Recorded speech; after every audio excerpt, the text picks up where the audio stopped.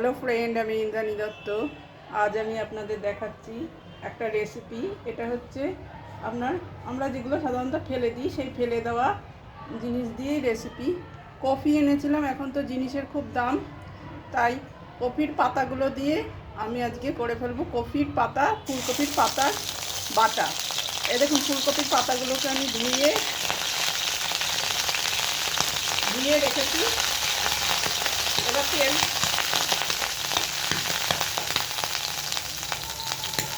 এবার তেলের মধ্যেই ফুলকপির পাতাগুলোকে দিয়ে দেবো।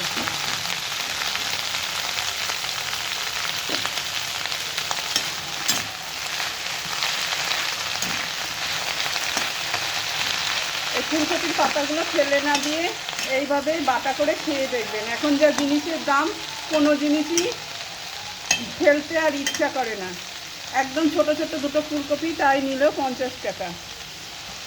তাই এই পাতাগুলো আমি ফেলে না দিয়ে এই পাতাগুলো দিয়ে এইভাবে বাটা করব। প্রথমে পাতাগুলোকে একটু কুচিয়ে নিয়ে আমি তেলের মধ্যে একটু সাঁতলিয়ে নিচ্ছি, নিয়ে তারপরে এটা মিক্সিতে বা শিলনোড়ায় বাটা হবে। আমি এটাকে একটু ভাজা হয়ে গেলে আমি এটাকে শিলনোড়ায় বেটে নেব। আপনারা পুরো রেসিপিটা দেখতে থাকুন। এই দেখুন, শাকটা বেশ ভাজা ভাজা মতন হয়ে গিয়েছে। এবার আমি এটাকে বেটে নেব। প্রথমে কড়াইতে দিয়ে দেব বেশ খানিকটা সর্ষের তেল।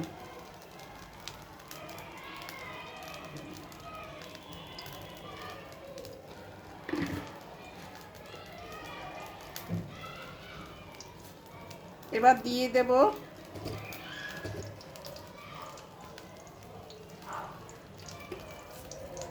কালো জিরে,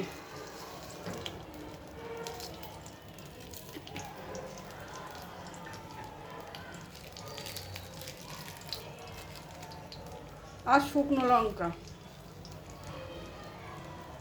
আর কফির পাতাটাকে আমি 3টে লঙ্কা দিয়ে বেটে নিয়েছি।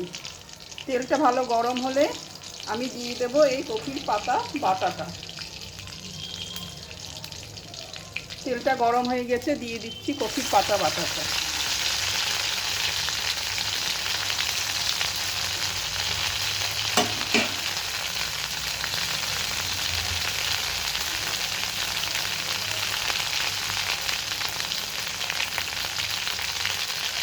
আর এর মধ্যে দিয়ে দেব বেশ খানিকটা পেঁয়াজ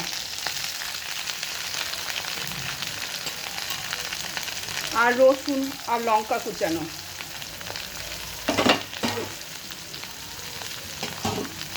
এবার সমস্ত উপকরণ আমি একসঙ্গে ভালো করে ভাজা ভাজা করব।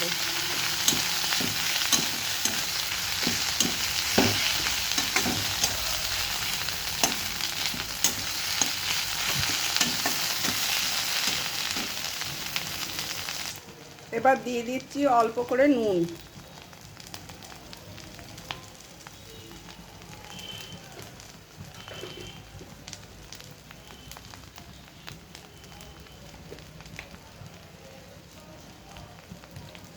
একটু হলুদ গুঁড়ো।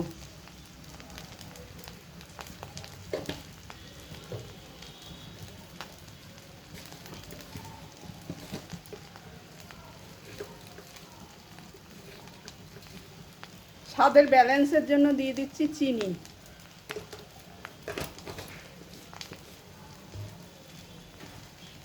এবার সমস্ত কিছু দিয়ে আমি আবার খুব ভালো করে নাড়াচাড়া করব।